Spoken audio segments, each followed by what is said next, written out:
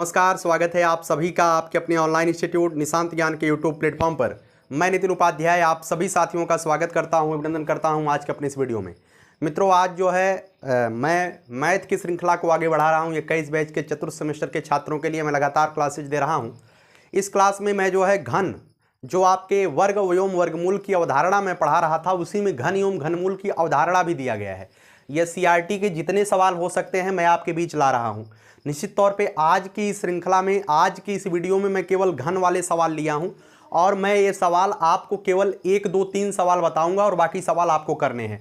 पूरे 8 सवाल मेरे व्हाइट बोर्ड पर लिखे गए हैं। ये सवाल मैं कहता हूं कि 2 से 3 सवाल मैं आपको कराने वाला हूं। बहुत छोटा सा वीडियो होगा और सभी सवाल आपको करने हैं। पूरी ईमानदारी से सवाल आप सभी लोग करिएगा। यह वीडियो ग्रुप में भी जा रहा है, ठीक है, जो पेड टेलीग्राम चैनल बनाया गया है वहाँ भी जा रहा है और पब्लिक प्लेटफॉर्म पर भी जा रहा है। मित्रों, आप सभी के लिए जो चतुर्थ सेमेस्टर के छात्र हैं उनके लिए पेड टेलीग्राम चैनल हमारी तरफ से बनाया गया है।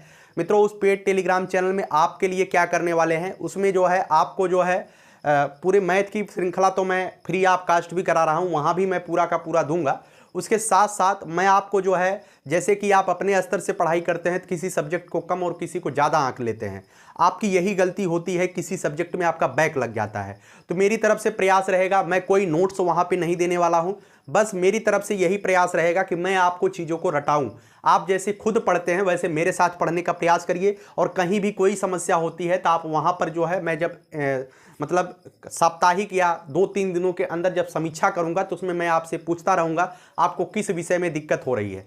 अंग्रेजी विषय को लेकर के ज़्यादातर बच्चा कमेंट करता रहता है। देखिए मित्रों, अंग्रेजी हमारा विषय नहीं है, प्लीज़ इस पर आप हमसे टिप्पणी न लीजिए, क्योंकि इंग्लिश हमारा विषय नहीं है। मैं पढ़ाऊंगा तो आप फेल हो जाएंगे बस, ठीक है। और बाकी सब्जेक्ट जितने हो सकते हैं उसमें मैं आपका मार्गदर्शन करूंगा। मार्गदर्शन में क्या होगा, आपको डेली कंटेंट दिया जाएगा, डेली टास्क दिया जाएगा, इतना आपको करना है और आपकी परीक्षा से पहले आपके संपूर्ण तैयारी की जिम्मेदारी रहेगी। पढ़ना आपको है, करना आपको है, बस मैं नियम बताऊंगा, इस तरीके से आपको पढ़ना है, ऐसे आपको करना है कि आप जो है सफल हो जाएं। क्योंकि चतुर्थ सेमेस्टर में अगर बैक लगा तो आप पूरे 1 साल पीछे चले जाएंगे, इस बात को ध्यान रखिएगा, ठीक है। चलिए मित्रों, इस सवाल को कहाँ से आप उस लिंक को ज्वाइन करेंगे, डिस्क्रिप्शन बॉक्स में लिंक दिया गया है, आप उस लिंक से ज्वाइन कर लीजिएगा और कमेंट बॉक्स में भी मैं लिंक पिन करवा दूंगा, वहां से भी आप ज्वाइन कर लीजिएगा। बहुत सभी बच्चों को मैं कहता हूं, कुछ लोग हमारा सपोर्ट करना चाहते हैं, तो आप अगर हमारा सपोर्ट करना चाहते हैं तो आप जरूर ज्वाइन होइए, चाहे आपका कोई लाभ हो या ना हो, लेकिन जरूर ज्वाइन होइए, ठीक है। एक नॉमिनल फी है, आप ज्वाइन हो जाइएगा। सबसे पहला क्वेश्चन मैं आपके बीच रखता हूं, 0.216 का मान बताइए। यहां पर देखिए, आगे जब करड़ी में आगे 3 लिखा गया होता है, इसका मतलब है इसका घनमूल निकालना है। अगर 4 लिखा गया तो इसका मतलब इसका चतुर्थमूल निकालना। अगर 2 लिखा गया है, 2 तो लिखा ही नहीं जाता। अगर कुछ नहीं लिखा गया तो इसका मतलब इसका वर्गमूल निकालना है, ठीक है। तो क्या लिखा गया है, अंडर रूट में 0.216, इसका क्या निकालना है आपको, घनमूल निकालना है। यहां पर अगर 3 लिखा गया तो इसका मतलब इसका घनमूल निकालना, ठीक है। तो हम आपको बताएं तो 216 का जो है घनमूल कितना होता है, एक दफे के लिए आप इसे 216 मान लीजिए। लेकिन अगर आप जो है परीक्षा में सवाल को हल कर रहे हैं, डीएलएड की बेसिकली परीक्षा दे रहे हैं, तो आपको कैसे हल करना है, देखिए, बटे इसके नीचे एक पाही खींच दीजिए, रेखा खींच दीजिए और दशमलव के नीचे 1 लगा दीजिए और जितने भी शून्य, जितने भी आगे संख्याएं बच रही हैं, अर्थात इस दशमलव की संख्या को आप बटे में अर्थात भिन्न में आप कन्वर्ट कर लीजिए। इसके आगे जितने भी संख्या बचे हुए हैं उतने 0 हम लगा देते हैं। अब इसका जानते हैं मान कितना हो जाएगा, इसका मतलब हो जाएगा 216 बटे 1000 लिखा गया है, 216 बटे 1000। अब इसका आपको घनमूल निकालना है। 216 का मित्रों घनमूल अगर आप नहीं जानते हैं तो 1 से लेकर के, मैं कहता हूं 1 से लेकर के 15 तक आप घनमूल याद कर लीजिएगा। 1 से लेकर के 15 तक अगर आप याद कर सकते हैं, याद करने का प्रयास एक बार जरूर कर लीजिएगा। नहीं याद करते हैं तो देख लीजिए, 216 का घनमूल आप इस तरीके से निकाल लीजिएगा, ठीक है। कैसे निकालेंगे, 2 दहा में 20 होता है, 2 अट्ठे 16 होता है, फिर 2 का 54 में करेंगे, फिर 2 का 27 में करेंगे, ठीक है। अब यहां पे 27 आ गया, फिर 27 को करेंगे, 3 9 27, 3 3 9, 3 1 3। इसके नीचे ही आप लिखिएगा, मेरे पास जगह नहीं था इस वजह से इधर लेके चला आया मैं, ठीक है। तो यहां रखिए 216 को आप क्या लिख देंगे, यहाँ पे 216 का लिख देंगे, जो यहाँ पे आया है अभाज्य गुणनखंड में उसी को हम गुणा में लिख देते हैं, अभाज्य गुणनखंड में लिख देते हैं। क्या लिखेंगे, 2 का गुणा 3 बार हुआ है, 2 गुणे 2 गुणे 2, उसके बाद 3 का गुणा 3 बार हुआ है, 3 गुणे 3 गुणे 3, इस तरीके से लिख दीजिएगा। और बटे 1000 लिखा गया है तो 1000 को आप 10 गुणे 10 गुणे 10 लिख सकते हैं। 10 का घनमूल जो है मतलब 10 का घन जो है 1000 होता है, तो 1000 को हम क्या लिख सकते हैं, 10 गुणे 10 गुणे 10 लिख सकते हैं। और यहां पर क्या निकालना है, आपको घनमूल निकालना है। घनमूल निकालते समय हम क्या करते हैं मित्रों, घनमूल निकालते समय हम क्या करते हैं, घनमूल निकालते समय हम दो का जोड़ा बाहर नहीं निकालते हैं, बल्कि 3 का जोड़ा बाहर निकालते हैं। तो 2 का 3 जोड़ा, मतलब 2 का 3 जोड़ा है, इसमें से 1 2 बाहर निकल जाएगा। और यहां देखिए 3 का मतलब 3 का एक जोड़ा मिल रहा है ना, 3 का 3 बार गुणा है, अर्थात इसमें से एक जोड़ा निकाल लेंगे, 2 गुणे 3 नीचे चला आएगा। और ऊपर नीचे क्या है, नीचे जो है 10 का गुणा 3 बार हुआ है, अर्थात इसमें से 1 10 बाहर निकाल लेंगे, तो क्या आ जाएगा, ऊपर आ जाएगा 2 तियां, ऊपर आ जाएगा 2 तियां 6, और नीचे आ जाएगा 6/10। अब देखिए 6/10 को हमको क्या करना है, हमको बदलना है दशमलव में। देखिएगा ऐसे जब भी आप दशमलव में बदलिए और नीचे जो है मतलब 10 दिया रहे, 100 दिया रहे, 1000 दिया रहे, तो हम क्या ध्यान देते हैं, हम ध्यान देते हैं कि नीचे से जब भाग देना होता है, नीचे जो 10 है, 100 है, जो संख्या है उसमें कितने जीरो बनाए हैं, उसमें हम देख रहे हैं 1 जीरो है। अगर 1 जीरो है तो इसका मतलब है ऊपर जो हम दशमलव बढ़ाएं, दशमलव लाएंगे, वह 1 अंक इधर लेके चले आएंगे, किधर, बाएं हाथ की तरफ लेके चले आएंगे। अगर 6 ऐसे लिखा गया है तो इसका मतलब है ये लिखा गया है 6.0। कोई भी संख्या अगर वैसे लिखी गई है तो उसका मतलब है 2.0 करके लिखी गई है। तो दशमलव जहां पर है उस स्थान से दशमलव को 1 अंक हम बाईं तरफ घटा देते हैं, लाके कर देंगे, तो इसका मतलब हो जाएगा 0.6। ठीक है, 0.6 हो जाएगा। अगर देखिए अगर 6 में हमको 100 से भाग देना होता तो हम क्या करते हैं, दशमलव कहां पे आ जाता, पहले ऑलरेडी दशमलव यहां पे है, अब दशमलव 2 अंक इधर आएगा, 1 अंक ऑलरेडी यहां पे है, फिर 1 अंक हम 0 बढ़ा देंगे, 0.06 इसका उत्तर हो जाएगा। ठीक है, इसी तरीके से अगर 1 जीरो रहेगा, 1 अंक बाईं तरफ आएगा, अगर 2 जीरो रहेगा, 2 अंक बाईं तरफ आएगा। इसी तरीके से हम सवालों को सॉल्व करने का प्रयास करते हैं। यह पहला सवाल हो गया, 0.66 का उत्तर आ गया। आप अगर परीक्षा में सवाल लगाइएगा तो सेम ऐसे ही सवाल लगाइएगा। मुझे पता है 6 का घनमूल 16, 6 का घन 16 होता है, आप 216 होता है, आपको पता है, लेकिन आप सवाल हल करते समय 0.6 कैसे लाना है, एक विधिवत तरीके से आप लाएंगे तो आपको पूरा प्रॉपर नंबर दिया जाएगा। ठीक है, तो पहला सवाल हो जाता है, पहले सवाल को हम मिटा देते हैं। ठीक है, उम्मीद करता हूं पहला सवाल आपको समझ में आ गया है। अब देखिएगा मित्रों, दूसरा सवाल आपके बीच में रखता हूं। दूसरा सवाल क्या है, दूसरा सवाल दिया गया है इस तरीके से है 1.728, इसका आपको क्या करना है, घनमूल निकालना है। ठीक है, ऐसे घनमूल 100% आपकी परीक्षा में आने वाले हैं, इस बात को ध्यान रखिएगा। 100% लिख कर ले लीजिए, जो सवाल मैं करा रहा हूं वो आएगा और अच्छे से आएगा, अच्छे से पढ़ लीजिएगा। ठीक है, अब इसको क्या करेंगे, इसके भी नीचे एक तिपाही खींच देंगे, रेखा खींच देंगे, और दशमलव के नीचे 1 लगा देंगे, आगे 3 जीरो बढ़ा देंगे। जितने भी संख्याएं रहती हैं उतनी जीरो बढ़ा देते हैं, इतना तो आप जानते हैं। ऊपर कितना हो जाएगा, ऊपर हो जाएगा 1728, नीचे हो जाएगा 1000, 1728/1000, इसका क्या करना है, आपको घनमूल निकालना है। अब 1728 का अभाज्य गुणनखंड निकालिएगा, 3 का जोड़ा में से 1 बाहर निकाल लीजिएगा। उसी तरीके से 1000 को भी 10 गुणे 10 गुणे 10 कर दीजिएगा, जो आएगा उसको भाग दे दीजिएगा। निश्चित तौर पर जैसे मैंने पहला सवाल बताया ठीक उसी तरीके से यह भी सवाल लगेगा। ठीक है, चलिए दूसरा सवाल आप लोगों के लिए मैं रखता हूं, ये सवाल आप जरूर करिएगा। ठीक है, ये सवाल आप जरूर करिएगा। चलिए दोनों सवाल हो गए हैं। दोनों सवाल के बाद अब आते हैं तीसरे सवाल की तरफ। मित्रों देखिए, तीसरा सवाल समझाने से पहले मैं आपको बताता हूं, कल जब मैं वर्ग एवं वर्ग की अवधारणा को पढ़ा रहा था, उसमें अगर कोई सवाल, देखिए मैं आज वो सवाल नहीं लिया हूं, लेकिन मैं आपको बताने का प्रयास करता हूं कि जब भी ये लैंग्वेज वाले सवाल दिए रहे, उसमें 2 डायमेंशनल हो, मतलब दो विमा में क्वेश्चन चल रहा हो, तो वहां पर हम वर्ग निकालते हैं। और जहां पे 3 विमाएं अर्थात लंबाई, चौड़ाई, ऊंचाई, तीनों विमाओं पे क्वेश्चन आ रहा हो, तो वहां पे हम घन निकालते हैं। ठीक है, जो आयतन होता है मित्रों, आयतन हमेशा घन का होता है। ठीक है, घन और घनाभ का ही आयतन निकालते हैं। तो इस बात को ध्यान रखिएगा, जब क्वेश्चन में 3 डायमेंशनल हो तो हमेशा घन एवं घनमूल निकालने का प्रयास करेंगे। और अगर क्वेश्चन 2 डायमेंशनल में चल रहा हो तो वहां पे हम हमेशा पूर्ण वर्ग या वर्गमूल निकालने का प्रयास करते हैं। ये अपने लैंग्वेज वाले क्वेश्चन में आप ध्यान रखिएगा, जहां पे 3 डायमेंशनल, 3 विमा हो, लंबाई, चौड़ाई, ऊंचाई, वहां पे घन निकालेंगे, और जहां पर 2 डायमेंशनल हो वहां पे वर्ग निकालेंगे। ठीक है, यहां देखिए क्वेश्चन में क्या है, एक फल निर्यातक घनाकार पेटी है। एक फल निर्यातक के पास सबसे पहले बता दिया है घनाकार पेटी है। जैसे ही वह बता दिया घनाकार पेटी है, इसका मतलब इसका घनमूल निकालना है, बवाल खत्म। और जैसे ही यहां पे कह देता है वर्गाकार पेटी है, तो उसका मतलब है वहां पे वर्गमूल निकालना होता है। क्वेश्चन यहीं से क्लियर हो जाता है। एक फल निर्यातक के पास घनाकार पेटियों में सेबों की पैकिंग इस प्रकार करता है, सेब उसके घनाकार पैकेट में है, इस प्रकार पैकेट करता है कि एक पंक्ति में जितने सेब हैं, ये देखिए एक पंक्ति में जितने सेब हैं, एक डायमेंशनल ए हो गया, एक पंक्ति में जितने सेब हैं एक डायमेंशन हो गया। दूसरा डायमेंशन है पेटी में सेबों की उतनी ही पंक्तियां हैं। अब पेटी में भी सेबों की उतनी ही पंक्तियां हैं, 2 डायमेंशन हो गया। अब तीसरा डायमेंशन लिखिए, तथा सेबों की उतनी ही तहें भी रखी गई है, अर्थात सेबों की उतनी ही तहें रखी गई है।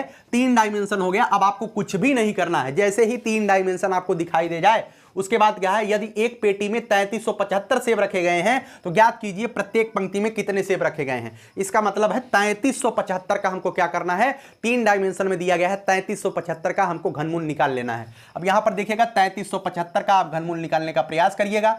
घनमूल कैसे आप निकालेंगे आपको मैं बता देता हूं। शुरुआत में अभाज्य गुणनखंड निकालते हैं, 5 छक्का 30, 3 आ गया, 7 आ गया, 5 सत्ते 35, 2 आ गया, 5 पच्चे 25। फिर इसे 5 से काटेंगे, 5 12 पच्चे 60 होता है, 13 पच्चे 65 होता है, 13 पच्चे 65, 2 और 5 5 पच्चे 25। फिर 5 से काटेंगे, 5 छक्का 5 दूनी 10 होता है, ठीक है, 5 दूनी 10 होता है। उसके बाद 5 सत्ते 35 होता है। अब 27 को 3 9 27 होता है, 3 3 9 होता है, 3 1 3 होता है। अब 3375 क्या लिखेंगे, 5 गुणे 5 गुणे 5, 5 3 बार दिया गया है ना, 5 3 बार दिया गया है। उसके बाद 3 जो है 3 बार आया है, 3 गुणे 3 गुणे 3। इसका वर्गमूल घनमूल जब हम निकालेंगे तो मतलब 3 3 का जोड़ा बनाएंगे और उसमें से एक एक संख्या निकालेंगे। यहाँ से 5 निकालेंगे, यहाँ से 3 निकालेंगे, या 5 3 15 हो जाएगा। बाद में नीचे लिख दीजिएगा, अतः 15 सेब प्रत्येक पंक्ति में रखे गए हैं। नीचे अगर आप इतना लिख देंगे, अतः 15 सेब प्रत्येक पंक्ति में रखे गए हैं, तो आपको पूरा क्या निश्चित तौर पे जो टीचर कॉपी जांचेगा उसको लगेगा कि नहीं बच्चा प्राइमरी लेवल का है। ठीक है, आप एसएससी का लेवल मत बनाइएगा वहाँ पे, नहीं तो दिक्कत हो जाएगी। तीसरा सवाल हो गया। इसी तरीके से आइए मित्रों चौथे सवाल की तरफ चलते हैं। चौथा सवाल मैं लगा देता हूँ, उसके बाद आपको कोई सवाल मैं नहीं कराने वाला हूँ। उसके बाद आपको सभी सवाल अपने मन से करने हैं। क्या करने हैं, अपने मन से सभी सवाल करने हैं। देखिए चौथा सवाल देखिए, 675 को किस संख्या से गुणा किया जाए गुणनफल पूर्ण वर्ग हो जाए, पूर्ण घन हो जाए।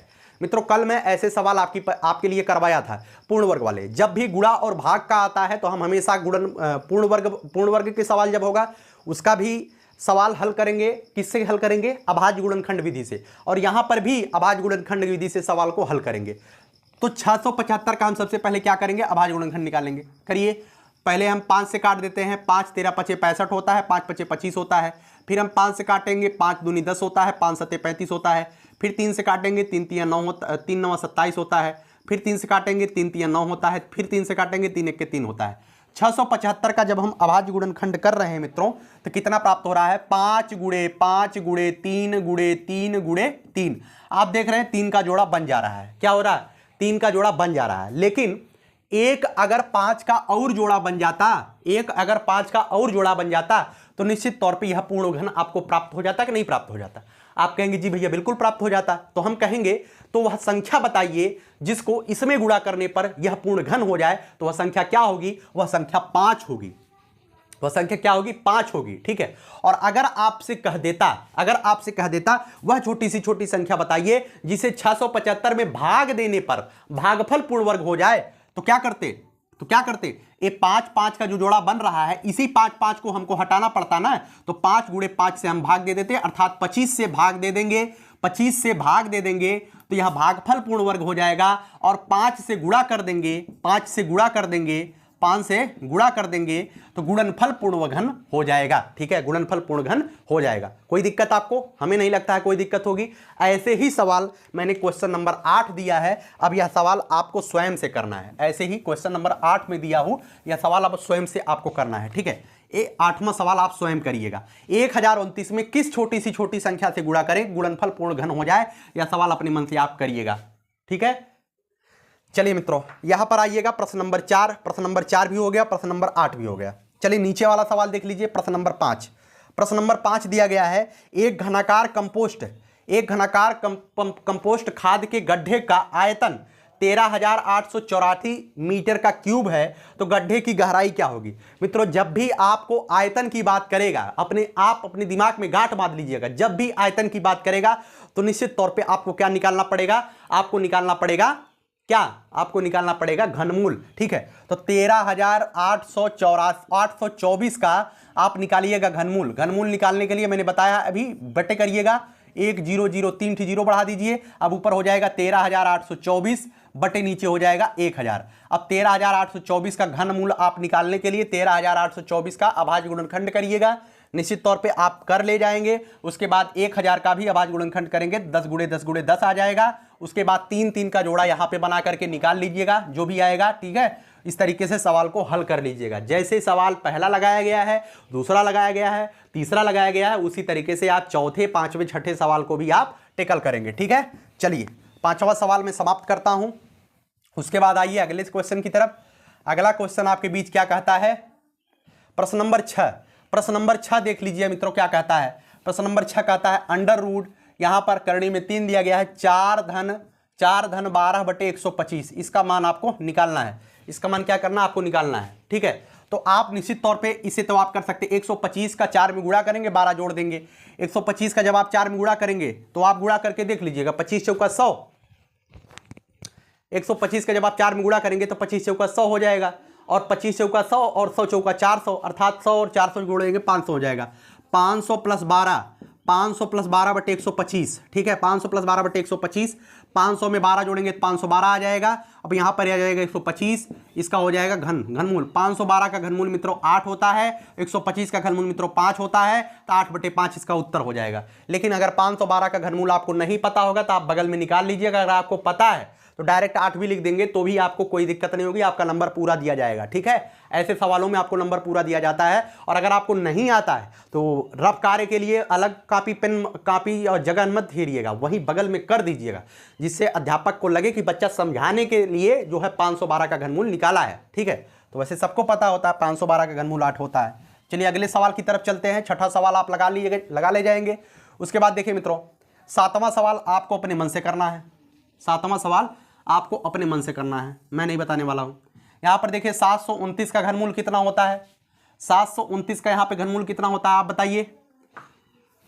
729 का घनमूल कितना होता है, 9 होता है। आप अपने, जैसे मैं पहला बताया हूं आपको वैसे ही करना है, लेकिन मैं आपको बस केवल समझाने के लिए बता रहा हूं। यहां पर देखिए 2 2 4 2 6 अंक पे क्या लगा है, 6 अंक पे दशमलव लगा है, अर्थात 6 अंक पे अगर दशमलव लगा है तो घनमूल निकालते समय जो दशमलव हमारा लगेगा वो कितने अंक पे लगेगा, तो 6 का तिहाई क्या होगा, 2 अंक पे लगेगा, है ना, समझ रहे हैं ना। 6 का तिहाई जब 3 3 का जोड़ा बनाएंगे 6 का, आप बताइए 6 का जब 3 3 का जोड़ा बनेंगे तो कितने पर दशमलव लगेगा, 2 अंक पे लगेगा ना। तो यहां पर 9 का वर्गमूल, 729 का वर्गमूल घनमूल 9 होता है, यहां पर 2 पे दशमलव लगेगा, अर्थात 0.09 हो जाएगा। अब इसका क्या करेंगे, इसका करेंगे घनमूल। ये सवाल ही गलत है। ठीक है, ये सवाल ही गलत है, क्योंकि 9 का अब घनमूल आप निकाल नहीं पाएंगे। ठीक है, 9 का घनमूल नहीं निकाल पाएंगे, इस वजह से सवाल आप लगा ही नहीं पाएंगे।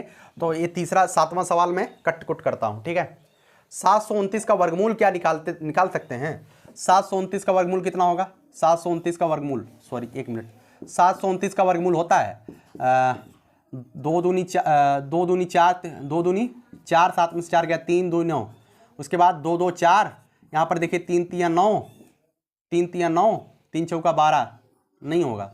अब 7 से देखें, 7 7 49, 7 7 49, 7 चौका 28, 28 4 32, हाँ ठीक है। सवाल जानते हैं कैसे है, सवाल इस तरीके से है। सवाल इस तरीके से देखिए, सवाल है अंडर रूट, आप सवाल अब हल कर लीजिएगा क्योंकि लग जाएगा सवाल। यहाँ पर 3 दिया है, यहाँ पर दिया है 0.0000729 प्लस अंडर रूट, वहाँ पे कितना था भाई, वहाँ पर कितना था यार, 0 पॉइंट कितना था, 1 मिनट में देख लेता हूँ सवाल मैं वहाँ पे, 1 मिनट रुकिए,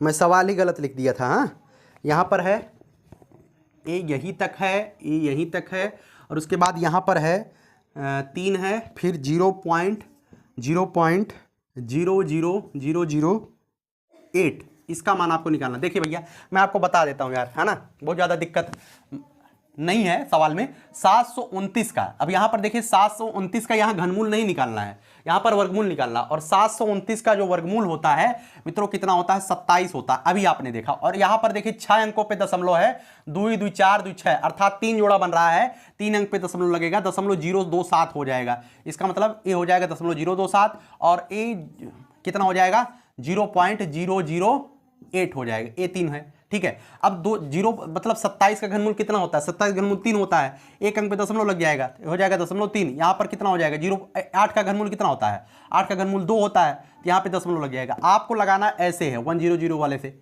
आपको ऐसे लगाना है, ऐसे लगाना है, लेकिन हम केवल आपको बताने के लिए डायरेक्ट कर दिए हैं। 0.2 और 0.3 को जोड़ेंगे 0.5 आ जाएगा। ठीक है, तो उम्मीद करता हूँ सवाल आप अच्छी तरीके से लगा ले जाएंगे, कोई दिक्कत आपको नहीं होगी। ठीक है, कुछ सवाल मैं SCERT का आपके बीच रख देता हूं जो सवाल आपको करने हैं। 2197 2197 में कह रहा हूं, 2197 आपको इसका घनमूल निकालना है। उसके बाद 4913 इसका घनमूल आपको निकालना है। उसके बाद आपको निकालना है 729 बटे 1331 इसका घनमूल आपको निकालना है। 729 का कितना, 27, 1331 का देख लीजिएगा। ठीक है, आपको ये सवाल लगाना है। उसके बाद आपको एक सवाल लगाना है, 3600 को किस छोटी से छोटी संख्या से, किस छोटी से छोटी संख्या से भाग दिया जाए कि भागफल पूर्ण घन हो जाए। ठीक है, ये सवाल आपको करना है। उसके बाद ये सवाल देख लीजिएगा, अंडर रूट 19,683 यहाँ पे घनमूल है, फिर गुणे बराबर यक्स गुणे 3, एक्स का मान आपको निकालना है। आप ये सवाल जरूर लगा लीजिएगा, 100% ये सवाल आपकी परीक्षा में आएगा। ठीक, चलिए इतने सवाल मैं आपके बीच रख दिया हूं। ये सवाल जितने सवाल मैंने दिया है उसको घर से जरूर करना है। ठीक है, कैसी लगी है वीडियो कमेंट बॉक्स में जरूर बताइएगा। निश्चित तौर पे आप लोग संघर्ष कर रहे हैं, सबको हर कोई संघर्ष कर रहा है, नौकरी के लिए आप लोग मेहनत कर रहे हैं। आने वाला समय आपका होगा, बस ईमानदारी, रेगुलरिटी और पंक्चुअलिटी के साथ लगे रहिए। ठीक है, मैं एक शायरी हमेशा बोलता हूँ, राह देखेंगे तेरी चाहे जमाने लग जाएं, या तो मिलेगी तू या तो हम ठिकाने लग जाएं। इस कदर अपने आप टारगेट को फोकस करिए, टारगेट ठीक ठाक टारगेट जो दिखाई दे रहा है, दूसरा वाला टारगेट नहीं।